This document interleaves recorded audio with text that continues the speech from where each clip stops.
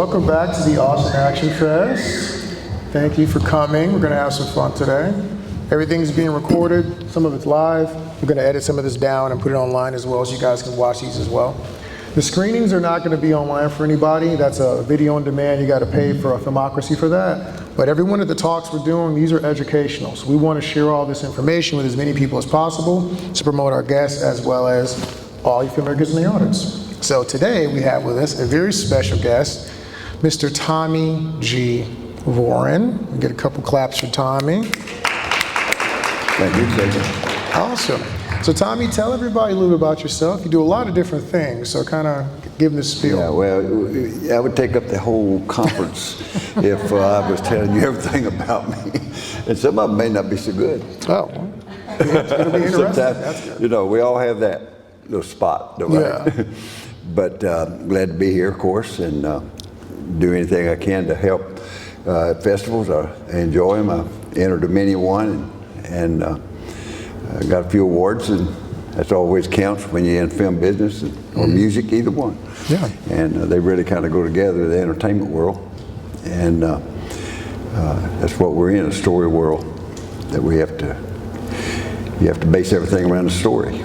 And everybody's got a story in real life as well as fictional, and sometimes people think the fictional part too. It's not all true, but that's what makes life interesting, and we roll with it that way. Copy that. But yeah, I got started this business probably as a kid because I was in a lot of plays, and then when I got in high school, I decided not to try out for places in a play. Before that, it wasn't my choice. The teacher told us what we was going to do. So I don't know if teachers do that anymore. I think they can't talk to kids or something. I don't know. And but back then they would say, "You're going to be this, and you're going to be that," you know. And but when I got in high school, I decided to manage the plays instead of acting in them, and that probably was my first part of myself of coming up with being a producer. I just didn't know what it was called or any of that type of thing because I went to school, in a little country school in Arkansas, and I mean, that's so far back in the woods you had pipe sunshine in. Oh. And you know, but I decided to leave there because $3 a day just didn't make it for me. And so me and my brother headed for Texas, and been in Texas ever since. Okay. That was right out of high school. Now that was a long time ago. I'm 81 years old. Try not to be, but I am. So I've done a lot of things around the world in my life, and entertainment world is what I like best. Even though I've done a lot of development, real estate development on a big scale, like prisons, hospitals, churches, schools, all that kind of stuff. But that world. There's not a lot of difference than the entertainment world. It might seem like it, but it's basically a parallel type business. You still got to have a plan. You still got to have a story, which we call scripts, or in construction and development, you call them specifications. But it's the layout of how things go in together. So when a lot of times people think, well, you changed in your career. No, I didn't change my career. My career is business and people. Oh, wow. And that's in all parts of life, you know. So living life is what's good, and having right attitude. Attitude is the foundation I base everything on. And I get up in the morning ready to roll almost every morning. And if I don't, I'm really feeling bad. Okay. And make up that bed. I leave that bedroom looking like it did when I come in. Just the way you do. You know why? Because Mama said. Okay. And she did a good job of teaching it because I still do it at 81 years old. Yeah.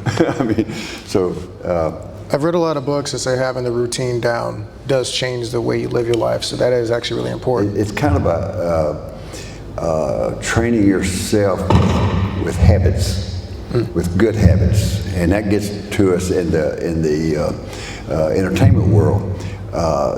It's hard to have a good film or good music without a story. You got to have a good story. Now, I was watching something up here a while ago, and I didn't see it. I didn't get in it on the front end of it, but it was no dialogue on it. There was a lot of action. Got it. And action is a big part of filmmaking, of course, big time. But also a story of why that action is taking place is a must. And even as a fight choreographer, a lot of times people will bring us in and say, hey, make me a cool fight. I want this to be an awesome fight. I'm like, great, well, tell me about the characters. Why do you need to know all that? It's like, well, a fight scene of two people doing MMA can look one way. If they're both, trained in a gym, right? It's gonna look a certain way. If it's the dad gets into a fight with the mailman and they're two aggressive guys, it looks one way. If it's a dad defending his children and he's scared, he may know what he's doing, but it's still the same fight, and it could even be all the same choreography, but it will look different based on those characters and the actual story underneath all that. And that's why you have directors too. You got to have a director, some good cinematographers, DPs, and all that. It's not a one-man show, one-person show. It's a team, and that's something that everybody in the business needs to really understand.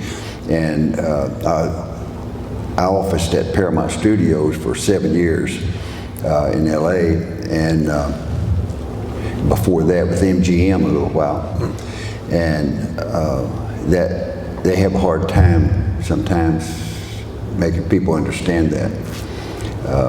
There's a lot of ego out there. That's why I come back to Texas, part of it. It's a hard, stiff business in a sense. But, I still miss it. I miss being on the lot. There was a lot of pluses being on the lot. You get to meet everybody, in film. Energy. Yeah, probably. Exactly. And so you will move up faster out there just because you get to meet people. Now you have to have the right personality. I mean, that counts too, because if you're shy, forget it, because it won't work. But when I'd go to the commissary at Paramount and I saw somebody sitting over there eating with somebody, I'd catch them at a certain point when they're eating, so that between the main course and the dessert, don't want to catch them when they got beans in their mouth. And so I go over and introduce myself. Or wait till they got through and be just chatting and still go over and introduce myself, because that's the way you do it. And they remember you based off of that too, a lot of times. I did that with Mel Brooks, I remember. That was at a restaurant.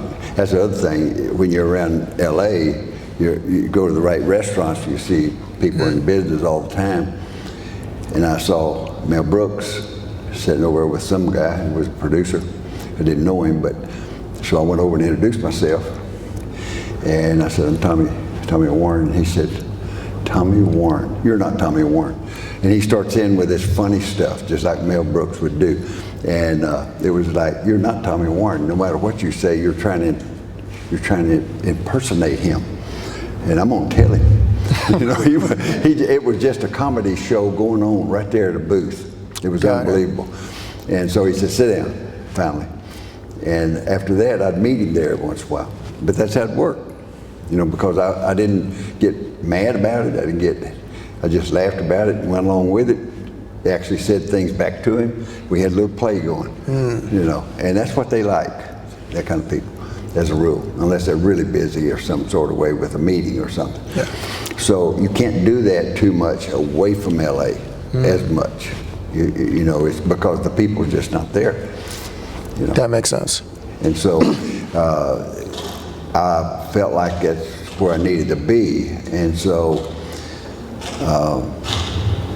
I actually got a lot of breaks too, though. I got a call one day where I believe it was DreamWorks Research Department, who works with all those research departments in all those big studios. They work with each other, trying to find information and this kind of thing. So they were hunting for somebody to help on Red Corner, was a Richard Gere film, and it took place in China, and so the Chinese wouldn't let anybody in to, at that time, that was back in the 90s, wouldn't let them in to talk about or to find out about how things looked. It took place, part of it in prison, part of it in a hotel and all that. Well, I'd been over there twice, spent 2 or 3 months over there, stayed at Beijing Hotel, trying to figure out the Chinese. That was hard in itself. But I did get a lot of invitations on things that was the first. I was the first Westerner to ever sit in one of their courts, a criminal court. Okay. First Westerner. And so I'm telling you, you could talk your way into a lot of things if you just kind of set your mind to it. I got an old saying, if you really want to get somewhere, carry a manila folder and walk fast. It's like you got a purpose, and you got that manila folder, so he must be important. People won't stop you. They will not stop you. Okay, so if we all go to MGM or something like that, when Tommy says, if we get arrested, it's Tommy's fault. No, I'm not talking about doing something illegal. That's the difference. He's giving legal advice. You heard it here. Even though if you do it right, you can talk a cop out of a ticket too sometimes. Yeah. But that's a whole nother story. But all that is what it takes to make movies. And about 1 million other things that I didn't say anything about at all. But that's definitely part of it. I know we were talking to Eric last night, and we were on a shoot in like West Texas, and it was crazy. It was during the cold snap situation, and it was cold snap in Texas. Yeah, that one time it happened, right? I remember the deep freeze. And so it was interesting because when you're on a set like that, there's havoc going on. Like, you want to be around good people. And we have a rule right now. I tell people, you're not like fired up and excited about whatever movie you're working on, don't come. Don't even apply. I don't want to work with you. I got to deal with you for like 2-3 months at a time, and your attitude is salty. I don't have time for that. I don't even care if you're the best at what you do. Like, I'll spend extra money, I'll spend extra time with the guy who's second best. If I have to deal with someone who's like a turbulent personality, because it's just going to make the job that much harder. Right. And I got it again. If we're going on press tours or doing all this stuff, I got to be engaged with you. So personality plays a big role. Absolutely. In a lot of the stuff that we're talking about. And I don't think a lot of people understand. Like, they're just bulldozing their way to the top. And I'm like, yeah, you're going to burn a lot of bridges that way, though. Yeah, you have to be careful with it. I mean, you carry a manila folder, but you better be. When somebody does talk to you, you've got to know what the conversation's got to be. I mean, it's just a funny world out there that I enjoy like heck. I always have, and I've always been optimistic about things. When bad things happen on a set or something, it's something you have to learn to not allow that to happen next time. And most of the times it's between people anyway. Okay. So it was like the hardest thing you had to deal with, producing a movie. Like, what's the most difficult time you had? Like a lesson you learned from something as well of that? People are different, I guess, so different. It's always going to have to do with people. Of course, in this business, one of the things that everybody starting in it especially will learn really quick is it's really hard to find financing. And everybody, 100% of the people will, other than Cameron or Steven Spielberg or somebody like that, they're all going to have a problem with funds. And even they do sometimes. Yeah. Because when I was out there, Spielberg I got to know him a little bit. put together, I believe it was a $5 billion program for a row of films. Okay. But then when it got to the board, they cut that to $3 billion. And so he didn't like that, but that's what they did, you know. So somebody, it didn't make a difference if Spielberg or not, you know. Somebody's going to cut that price down. They're going to talk about that budget. Absolutely. It just happens, and it's probably the good thing. It's probably the way things are supposed to happen. It's just aggravating at the time, really aggravating. Well, so you know, functioning at that level, you know, what are like the three? If you're talking to me and I'm a filmmaker and you're running a studio, like you've done things like that before. What are the three things you're looking to hear when I'm pitching you or I'm talking about my project? Are you the kind of person that prefers story first? Is it who's attached?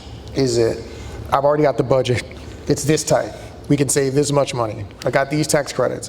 What are the three things you're looking for when if someone wants to approach you that way? Well, first thing is story. Story's not right, the rest of it doesn't work. Now, from that point, it depends on that person and what their attitude is toward the way they're pitching it. If they're pitching it for themselves in reality, and that's what most people do, that becomes suspicious right off the bat, that you have to really, it's not going to be an easy answer. The story can be an easy answer because you read the script. I have somebody right now that has a tremendous story waiting in the wings. He just doesn't know he does. And I've been really hard on him. He's getting me to help him. Tremendous story. It's a boxing story, about boxing. But the real story is about his overcoming a drug problem. Okay. And the drug situation that's in that world. Okay. Even though the boxing is the lead thing that's in the story. So it's a tremendous story, but he doesn't know what to do, and I don't tell him. He tries to get me to help him write, help him do this, help him do that. And I said, I'm not going to do it. I don't have time to fool with it.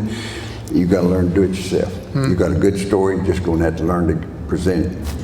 So he went to a conference the other day where a lot of actors was in it. He met Wahlberg and some of those, and he called me up from there and said, man, Wahlberg loves this story and all that. And I said, did you get that script written or treatment done? No, I just told him about it.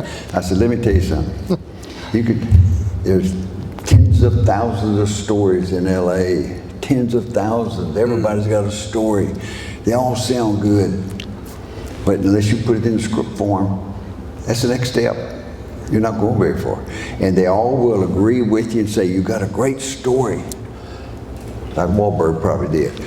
But you know what? It's not going to go anywhere if he doesn't get a script. It's zero. And so he's got to learn that. Now, and then he starts talking about the funds, about a budget. Well, yeah, that's going to be the next thing he's going to have to be looking at. But if you don't have the story, you can't even talk about a budget to anybody. How many of you going to walk up to somebody and say, I need $5 million to do this film? I mean, you know, there's nobody out there that'll give you that, unless they're nuts. And if they are, they ain't got the $5 million because somebody already got it for you.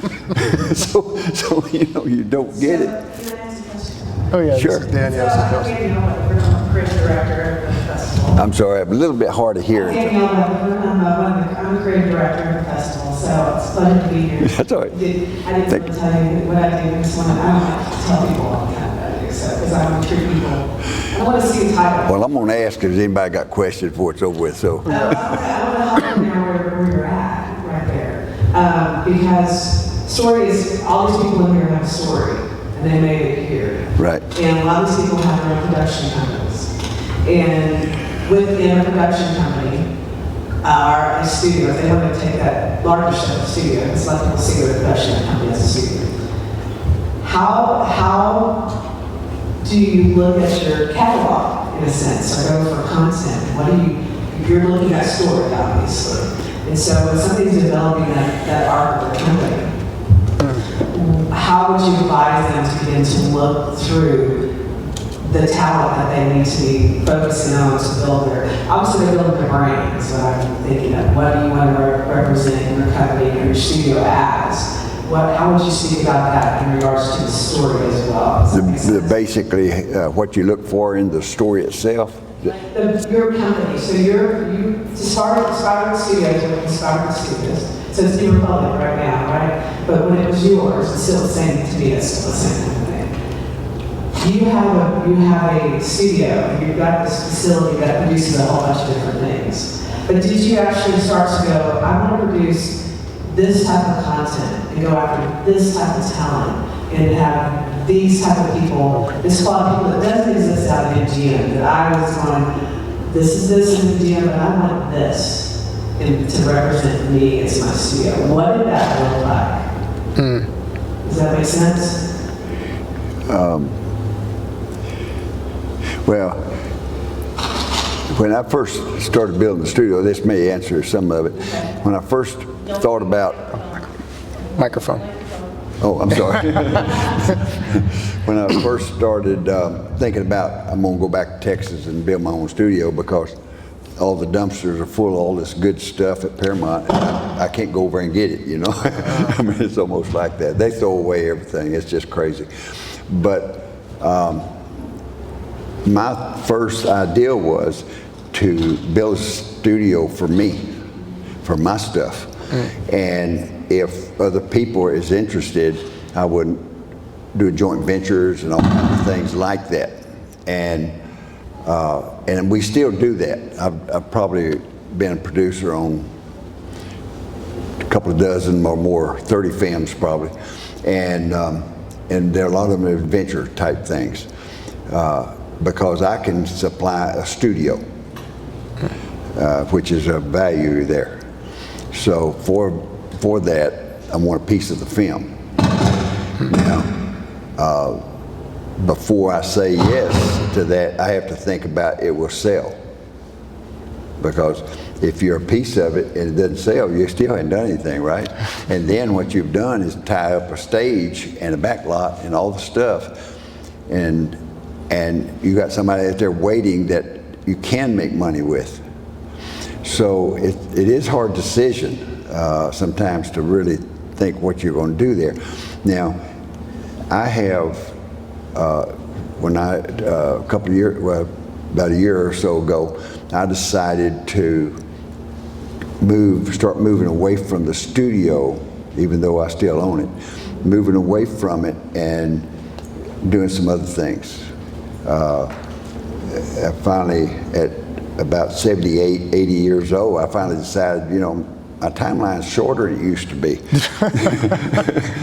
And I better start moving fast. I got to get going faster, not slower. Yeah. So my thought was to back off from the studio itself. By doing that, though, and starting that process, I found out some things that I didn't really know or didn't really think about. And that is, I should have backed off earlier. Okay. Because I got good people that can do all the stuff. You know, they probably don't even like me to come there, but I show up every once in a while. But the thing is that now, since I've backed off of it, I'm in the process of writing a book, and then I have decided I own a character, a comic book character. In fact, I happen to have it right here in this bag. I brought it for a prop. Because you got to have a prop. No matter what, you got to have a prop. You know, and so this is my hero, and that's Mercury Man. And Mercury Man was in a comic book in the early 60s, several comic books, and this is one of them. And I own him. Oh, I've owned Mercury Man. Mercury Man was a Charlton Comics character, and Charlton was a major comic book publisher. Was bigger than DC and all them. Oh wow! But now DC bought most of Charlton's stuff. what DC didn't buy, Marvel tricked DC into allowing them to get it somehow. So that always happens too. So, but this one was tied up in court. There was a lawsuit filed on it way back in the 60s. Well, it finally got cleared up out of court, and so two brothers inherited it, because the people that wrote it, and Charlton's gone, you know, he's passed away a long time ago. So it was just kind of out there idling. Nobody knew about. Well, one of the brothers, these two young guys, and they finally got old enough to get married, and they got married, and the wife said, "You own that, well, what are you doing with it?" And of course, they didn't know anything about film business or comics or anything else. And so, according to one of them, my wife decided that I would sell it. That's where he said it too. It's always the case.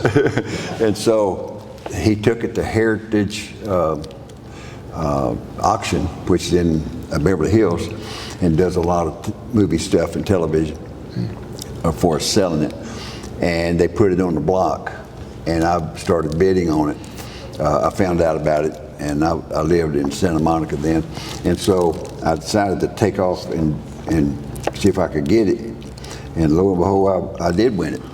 And so that got me everything from the domain to the trademark to the whole works is what I own. And so since then, I've made a prop, and the reason I made that prop, and you were talking about it a while ago, is the pitch. That prop will help me in my pitch. Okay.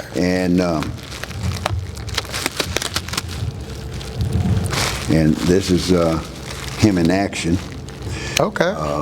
That I've had made. And so all these things will help you when you're pitching. You go into, like in my case, one of them that's real interested is Nickelodeon. So when I go into Nickelodeon, I set this on the table there with me, right in front of me, and he'll be there too, probably the comic book too, to continually remind them, but also me, to stay focused on the comic book, because all these people like comic book stories. You know, that's what Marvel and DC, I mean, that's where they are. And so this little guy, Tommy, has something too. I'm in that world with him on a small scale. Okay. But these people will think big. So you do things like this. So I've already gone to the expense of making them. I had to rewrite the story, and I hadn't got the whole story rewritten, but I've got a lot of it. I'm trying to figure out where Mercury Man, why he's been hiding so long. So we're coming up with that story. Now, from that, I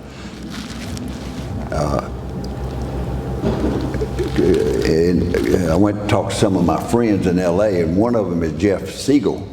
And Jeff was president of Warner Brothers cartoon division. They didn't call it animation way back, they called it cartoons. And he was head of that division. And then he went with Hanna-Barbera and was executive over production. So he was with them for years, and he was one of the people that founded the Smurfs. Okay. Created the Smurfs and all that. So he knows what he's doing in this world. And so you have to share, right, with somebody that's better you are in certain subjects. And you wouldn't want to jump in a car if you can't drive. You get somebody else to drive, but you might ride in the car. And that's what I'm doing, to ride. And that's an interesting lesson, because a lot of times when we see people who are more independent on a smaller scale, they're trying to be the Superman and do everything themselves. And when you look at the way the big boys play, that's not how they play. It's groups of people coming together to do stuff together and diversify. You got to put a team together. Yeah, yeah. And that team has to be able to work together, and sometimes you could just have disagreements. Now, in the early 60s, when they wrote about Mercury Man, they didn't have any kind of robots. They didn't think about robots with these characters. Today, you better have a robot, you know.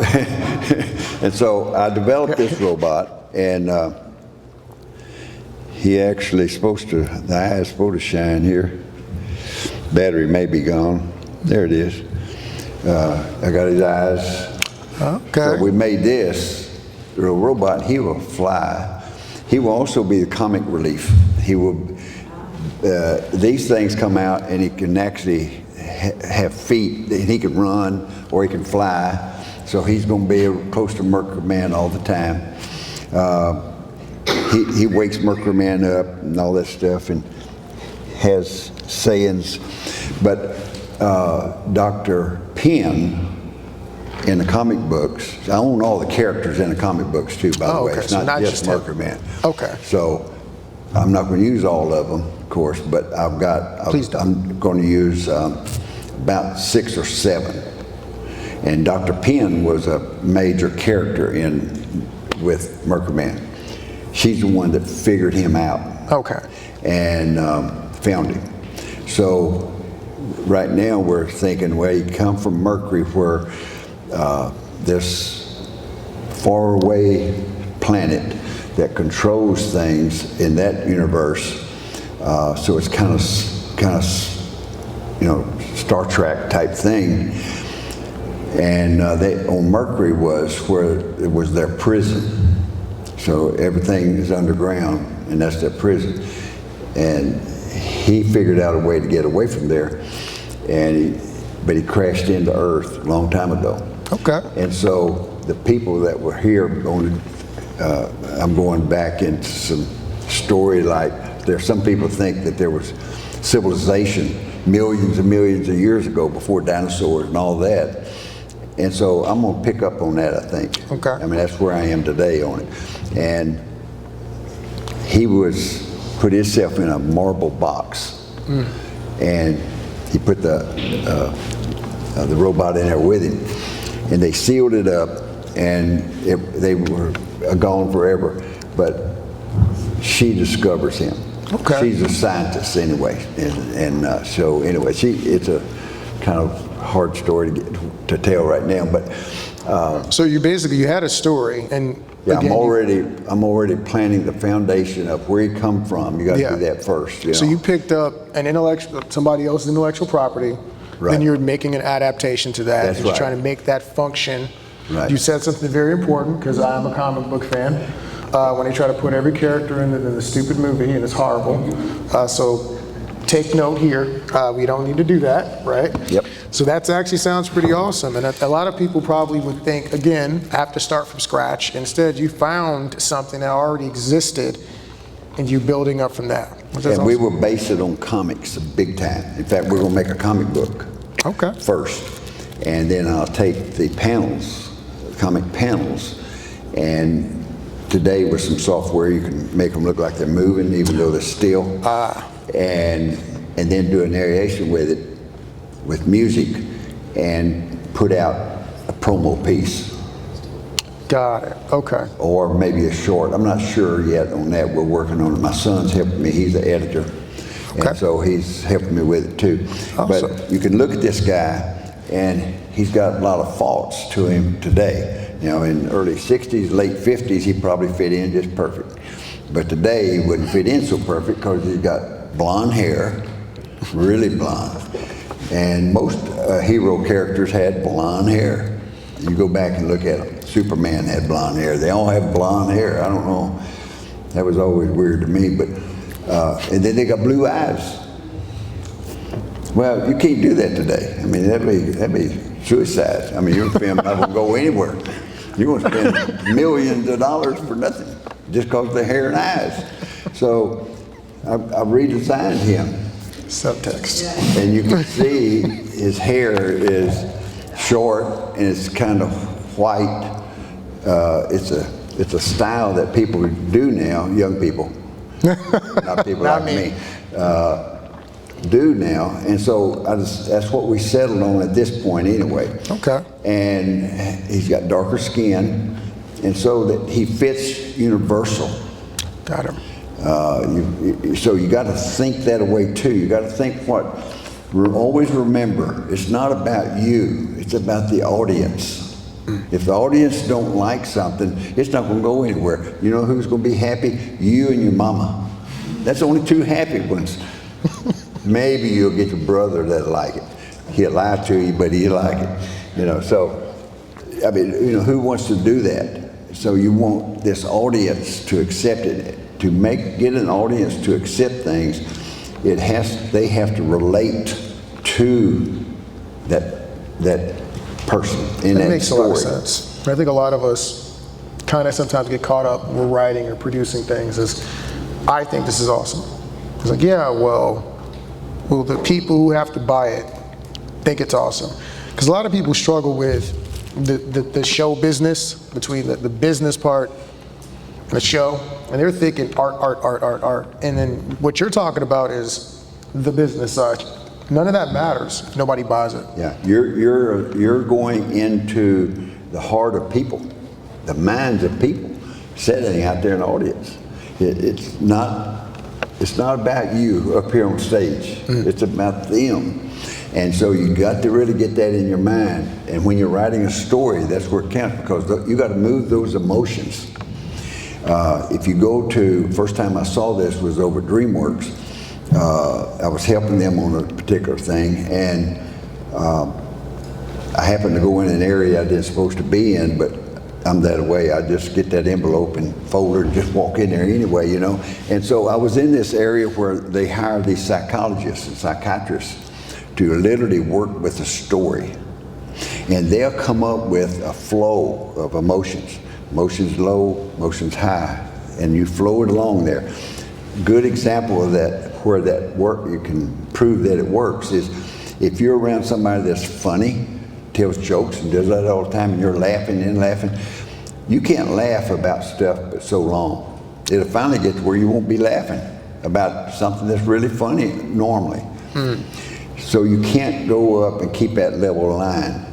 You've got to move those emotions, moving emotions all the time. That's why I think of action films or any film, I think of a need for about 5 action scenes in a movie, in a feature film. And that's not a set rule. That's what I aim at. It's about 5 actions. Action scenes are going to be expensive as a rule. So, and it's going to be special, and you got to have special effects and all kinds of things. So it costs you more money, but it's necessary as a rule. Sometimes there's romance comedy that does pretty good, but even they have action in some form. It may not be physical action, but it'd be action. Sometimes it is physical. Sometimes it's physical too, right? Lots of times it's physical. Yeah. But action counts big time. It breaks up the story some, and it brings emotions moving in another way. But these psychologists that work for DreamWorks, and all the big studios have them, they want to move that emotion, and they have their own little secrets that they go through. I've got pictures of some of them, because while I was in there with my envelope, I laid it down and picked up my camera and started taking pictures of this stuff. So I got a lot of stuff they don't even know I got. But I know people over there, so I could talk my way out of it. But that taught me a lot by just studying those things. And one thing they do is, I noticed on this chart, that charted along here, they had little patches of things. And I was paying attention to what that was. Some of it was cloth, some of it was paper. And what it is those cloths was a kind of clothing they'll be wearing in that particular part of things. Oh, okay. I mean, they even go to that kind of detail. So when you want to lower the emotions, you get it darker. The lighting also, everything gets a little darker, and there's nothing said about it. It's just subtle. But when people's looking at it on a screen, they start feeling that way. Got it. And that counts. Every little thing counts. Just like when you go high, and want that emotions up high, it's bright. They got yellow on, or red, or white, or something, that brightens everything up. And so they put the colors on these charts. It's amazing at the work they go through. It's like when you hear people talk about filmmakers and filmmaking, it's like painting, right? And so you get all these different colors that you can paint with, and what a lot of people do when we're less experienced is we're painting with like 2 colors out of the whole palette. So we're worried about maybe the camera, and we're maybe worried about clothing, but we're not worried about sound. We're not as worried about color correction. There's all these different facets we can utilize, levers on people's emotions. And a lot of times I think when we're not as sophisticated as those individuals, we miss a bunch of opportunities and just like, oh, it'll just be whatever it is. And you miss an opportunity to kind of really control that experience for the people watching the project. And that's a big piece of owning a studio. You got to have it where you can have that kind of thing available, like sound, especially in sound. You know, that you come up with a different kind of sound. You don't want everything to sound like Batman. I mean, even though that's really good stuff, you know. It's funny you say that because it's interesting because even when I'm scaling and grading short films that we receive, like if you have a sound pack that I've heard before and like 10 movies come in and it has the exact same sound effects in it as everybody else's movie, I love him to death. You know, Kevin MacLeod makes great music, score stuff for films, and if you need a quick track, he has a lot of copyright-free stuff. But if we get 4 or 5 movies and they have the exact same score, because it's the exact same track from Kevin MacLeod because it was free, and exact same sound effects, it lowers the experience is lessened by that. And I mean, we've all been there. Again, I'm an independent filmmaker. I have absolutely picked up those sound packs and rocked and rolled with it. Didn't touch them. I didn't adjust EQ anything. It was just right out of the pack, right in the movie. We're out of there. And then as I got a little more advanced, I was like, okay, my movie sounds exactly like Donnie Yen's Flashpoint because I got the sound effects from Donnie Yen's Flashpoint. I'm gonna need to bass boost, treble reduce. We got to do some things here. So it is important to focus on things like sound when you're creating that project, because it is people who are listening to your movie or watching your movie, they're paying attention. And if they're watching movie after movie after movie, and they see that same thing, it really starts to stick out. So yeah, one of the most important parts of a movie is one of the most important parts of a movie is the music. That's super important because I don't have to tell anybody in here, music moves emotions. That's why every vehicle has a radio and a CD player and all that, is because it does move emotions, and the public likes that. I mean, that's what, you know, you live almost for emotions, and so that's part of the audience again, you know, and you want to be careful and not pick music you like. It may not be the same music they like. That's true. You know, and so you got to be real careful with that. But you are right about, if you take Batman for an example, I use it because Austin and those guys that create that, Zimmerman and all them, they have a certain sound there that when it starts, you know it's Batman. I mean, you know, you just know it is. And just like Star Wars, same way. Lucas has the same thing. So that does have a signature attached to it. That sound does. Okay. And that's what you was talking about a while ago. Yeah. You're using it over and over. You just want to be careful and not overdo it to where it matches parallel with it completely. You want to have adjustments to it, you know. Yeah. And that's why good directors are worth their money. Okay. Most of them. So there's no exacts in this world for anything, but especially for the entertainment world. It's really different, and it changes as generations change, and it changes as everything from politics to the seasons. Everything changes, you know. And so, like for instance, if you make a movie in summer, you wouldn't want to be snowing. So, you know, it works that same way with other things. It's just that you could see that, and that's visual, and that would be stupid. Well, there's sound that could be stupid too. Technically, in Texas, you can make a summer movie whenever you want to, because it's we don't recognize the other seasons here, to be honest. So, you know, but a pure action movie is can sell if it's the right kind and you don't have a tremendous story with it. But Tom Cruise proves that. And so even more so than him, like Ong Bak is that is a thin story. But that is a demo reel. That movie was a demo reel. Tony Jaa's amazing, but he was so unique, and we had to see Muay Thai done in that style. So we were like, oh my God, this is amazing. And it was low budget, but he was just showing off for an hour and a half. We're like, look at all the things I can do, and we watched it. Yeah. So, but it's not the rule typically. And most of those kind you don't watch a second time too much. You already learned what it was, and you get away from it. The kind you watch over and over is more of a human's type story. Yes. That kind you will watch more times. It Yes. It has that big, deep emotions to it. Action is got a kind of a singular emotion, That makes sense. and not like when somebody's making love to somebody. You know, that has lots of emotions in different ways. And so when you're filming that, you have to understand that. Now, I took a guy in a film that I did that took place underground in a cave, and he's a worker, supposedly, and there's something down there, they don't know what it is type thing, you know.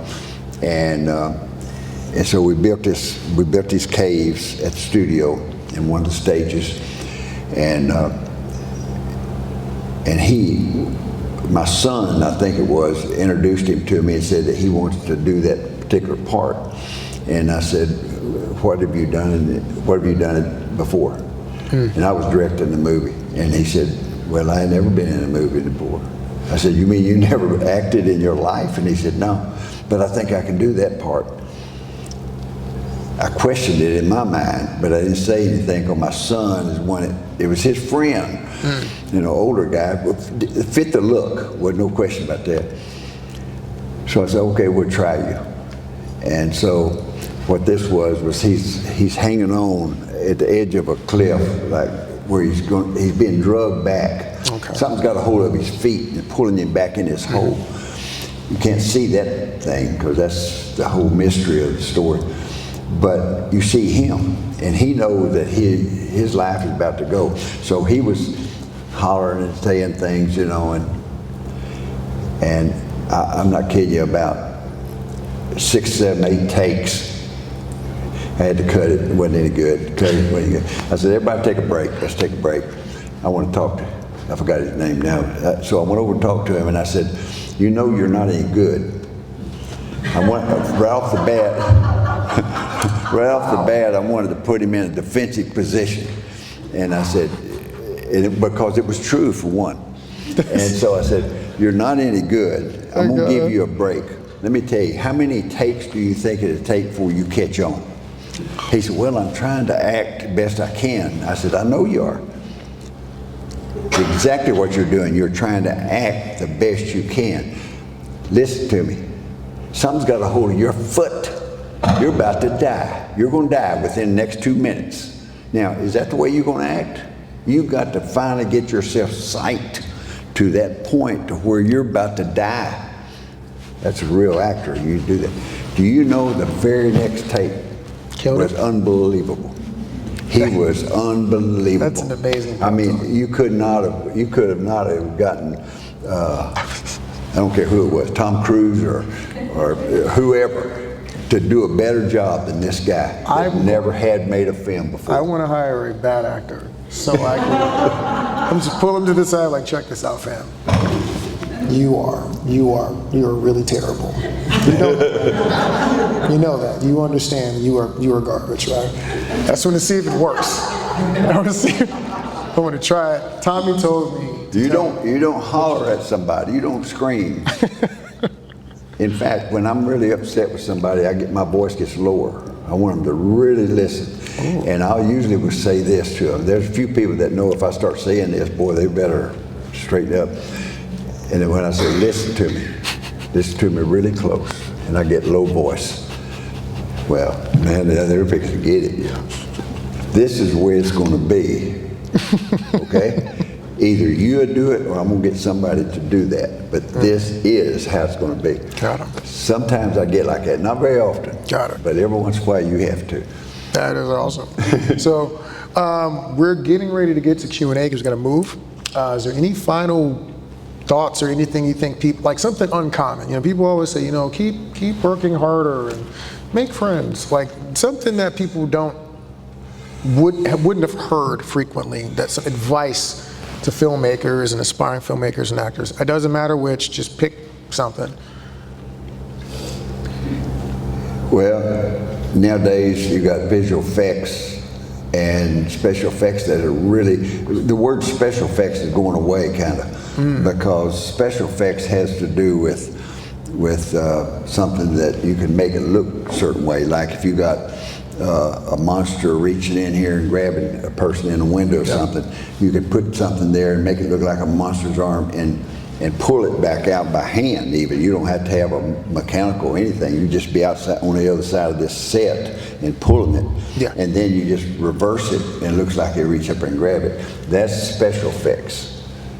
Visual effects has to do typically with computer effects or computer work. So and that's what you got now. I mean, you don't have the other. They don't do the other hardly, very Rarely. seldom. But to make a film less cost, you do that. You can do it that way. And you'd be surprised what all you can get that's just off the shelf at Home Depot. And I'm gonna give this one last story to prove that. I went, while I was in LA, I went to a class, it wasn't a class, it was a kind of a guy doing a demonstration about lighting. And he happened to work for Paramount, and I was out there, so I knew him, and he told me, he said, come to my class, I want to talk. So we went to a warehouse that sold lights, all kinds, like Richardson lights and all kinds of lights. And I'm ignoring you guys, that's pitiful. And he had set up in this room, about the size of this, all these lights. And they come on, and it was a typical thing that we see. Now this is before LED, so it wasn't LED, it wasn't around at that point. And he showed what he was doing. One of the Richardson brothers was there. Of course, he's selling his lights, but it was a typical thing that we look at. Then we went to a room next door, literally in that same building, and he did the same scene. And he used every light he had came from Home Depot, every one of them. You couldn't tell the difference in them. I'm not kidding you, it was unbelievable. And he was trying to prove a point. Now, that can't happen in every scene. I don't even want to act like it does. Yeah. But in certain situations, you don't have to have all these expensive lights and stuff. And nowadays with LED, you really can get by without it. And you can do a lot of adjustments. And I've even used fluorescent lights just on a piece of plywood that we just mount them on there and hook them up to light up, put white behind it to reflect, put it outside of a window for sunlight, because we'd be filming at night, but it looked like sunlight coming through there. And really cheap, that whole mess probably cost 25, 30 bucks. So you can do a lot of that, and that's what I recommend to people early on in their life of producing film. Story, number one. Well, before story, attitude, number one. Story, number two. And be highly efficient. Is what I don't like to say cheap, so I got the word efficient I use. Highly efficient. And that includes time. Okay. Schedule. Got it. Because that will cost you, for instance, if you happen to be leasing stage one at Spiderwood Studios, you're going to pay for it. So less takes you got, the better off you are, right? Yeah. I mean, it doesn't take much thinking there. So, and that's the other thing, you can change your scenes in a script. A script is made for starting off with, but it's not made for the end. When you're ending, well, when you're I'll give you a radical situation. When you're selling, like I've sold a film licensed it, when I say sell, licensed it to a French television network, TF1. You may know who TF1 is. It's the largest, I believe, network over there, and they paid me the most anybody ever paid me on a 5-year contract. But they wanted it in French. They didn't want it in English. And I said, well, we can do bylines, you know, and stuff. And they didn't like that. No, we're not going to do that. We want it in French. So what am I going to do? Hire a bunch of actors to speak French? So I said, well, how do you want to do that? And they said, well, we can, you know, use your actors. We're just doing, you know, voiceover. And so, is that me doing that? No, I don't know. So what I did was, instead of me doing it, I said, I'll deduct some off of my license fee for you to do it, because you're over in France. You got a lot of people can speak French. And they like that. And that's what they did. And so you have all kinds of situations. And when they say, when TF1 buys it or lease or license it from you, that's for all the French territories, including over in part of Canada. So that's how they operate. So you have to know how these people are, what they're using it for, and who it is, which is way different than if you're doing it for, we'll say, Egypt. Copy. That same film licensed in Egypt and France. That's a pretty good difference there. But they did it different. And so your script, well, we had to give them a script that was exact. In other words, the way it was filmed, not what it said. So that's what a script supervisor is, why they're so important, to get that exactly right. So I'll leave you with that. All right, well, thank you so much, Tommy. Tommy G. Warren, everybody. All right, so we probably have time for one question, and then we have to move on to the next thing. Anybody have a question? Quick one. No? 5. All right, all of y'all know that you're going to have a Oscar-winning film then, right? Yep. Okay, wait. It sounds like, hold on. When you're considering the pitch, while story seems to be important, but also even with Murdering Men, there seems to be a lot of consideration towards revenue pathways, including merchandising and things like that, which I thought was really about your idea for the Murdering Men pitch, is that literally have the toy ready to go as well, so that it's personified. But when you're looking at something that isn't a comic book, where do you find those other? What are the common revenue pathways to look at? What are things that people Where's the one? Yeah, how do you understand it? engage with the film? I'll tell. Yeah. Interesting. So basically, when it's not a comic book, what are some ideas for merchandising? And I've seen a number of different things. Like, we're doing a kung fu movie, and there's like a scroll that the guy is like, it's like his Bible or whatever, right? So we're gonna make that an actual real thing, and we're gonna sell an actual scroll. So a lot of it has to do with, I mean, there's always t-shirts and buttons and stickers, but like when you're talking about, like, your story is gonna have something unique in it. If my thing is all sword fights, and it's a bunch of ninja swords and weapons, well, I might have to find somebody who has like a, you know, some Chinese version that's, you know, they'll have like a base model, and then a whole bunch of people will white label that same weapon or that same item, get someone to 3D print you a sword or whatever, and that's your thing. Well, so there's a whole bunch of different ways to do it. Yeah, I wrote a Christmas story, which is mostly animation. It's mostly animation, however, it's a mixture of animation and live action.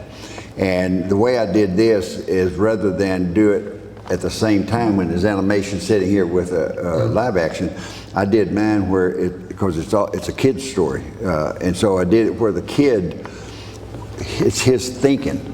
It's what he sees when Granddad is talking to him about why he didn't get that toy.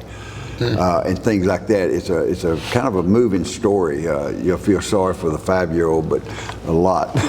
But he finally winds up doing really well. But that's a Hollywood story, right? And so, but when I was writing that, what I did was got me a ceramic Santa Claus and put it on my table, and I painted drew some Santa Clauses in action, and painted them like Santa Clauses typically, and put it on all around me. I mean, I got into the Christmas feel. You do that, see, and the same thing about any kind of movie. You can do something to have a prop. You're right. Comic book is easier because you got stuff, you got pictures that you can go by. But you know what your story is, and so having something that means something to you, it helps you. It helps me write. And of course, I get up 3 o'clock in the morning and start writing. I mean, it's just how I am. I mean, you'll wake up with this idea, man, oh my God, and you got to get up and start writing. And then all at once you find out it's getting daylight out there, so you just stay up, right? And so that's when you generally can write, or writing a good story, when you have that excitement as part of things. It's not you making yourself get up and write. You want to get up and write. Awesome. There's a big difference there. And if you don't have that, then you got to block, and you got to unblock that. But what I call props around writer counts some, because it keeps you in that channel. Oh, okay. And that's important, I think. That's the whole thing. There's no set rules to this game. There is none. Always somebody's coming up with something. Cameron come up with something with Avatar. He's got something completely different. He even went down and looked at a Titanic ship underwater and said, "Oh, we'll make a movie out of this." So you can do all kinds of things. It's the same guy, and then he made Blue People. I don't know whether that had anything to do with, but I will say this, that from the Titanic thing, I've literally held one of the ropes, part of a rope that came off the Titanic, and part of the railing that was on top, that they brought back up. The guy by the name of Abernathy was one of the writers, and he has it, and I was shocked when he took it out of the bag and let me hold it. Oh. And telling me be careful because that rope is petrified and it'll break real brittle. It would break real easy. And here I was holding that thing. I told him, I said, I don't think that this is probably smart. And so I said, you're gonna wind up with a bunch of little bitty pieces one of these days. Yeah. And so I don't know what he's done since then, but that prop thing does count. And then when you're selling it, also pitching it helps too. It keeps you in focus, but it also keeps the buyer, I call them buyer, like Nickelodeon or whoever you're talking to, it'll keep them in line with what you're doing too. And it also gives them an idea when they're looking, let's say, at this model here of a robot. If it's something they don't like about it, they're looking at it and they may say something about that they don't like it, or they may say they really like it. You'll get an indication from them so you know how to move forward. Do you see what I'm saying? And without that, you wouldn't know. You would think that you got a good one because that's what I like, but it may not be the right thing.